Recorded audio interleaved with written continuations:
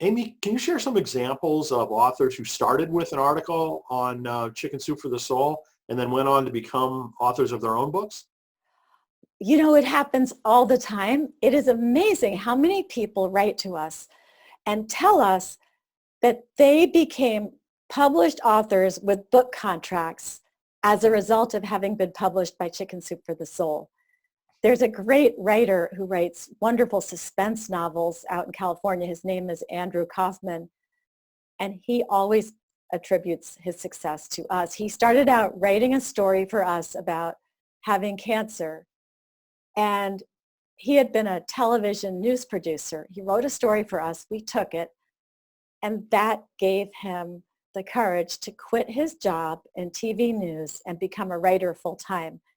And he always tells everybody it was because of us publishing his first story. And there are so many people. We have another writer, Priscilla Dan Courtney, who actually I found online.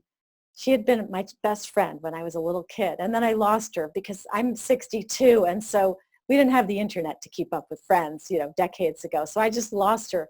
I refound her on the internet when I started at Chicken Soup for the Soul. It turned out she was a writer as well as being a psychologist.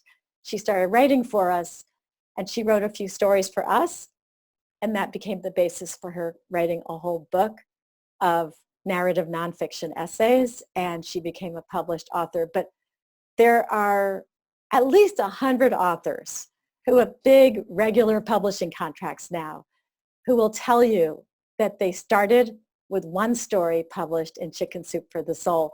Sometimes I say we are to writers the way Law and Order is to actors. I don't know if you've ever heard this story, but people say if you're an actor living in New York, you can't move to California till you've been on an episode of Law and Order SVU. So I feel the same way. A lot of people say you have to get a story on your writer's resume, that you have to get it on your writer's resume that you've published in Chicken Soup for the Soul. So we love that. We love being part of those burgeoning writing careers.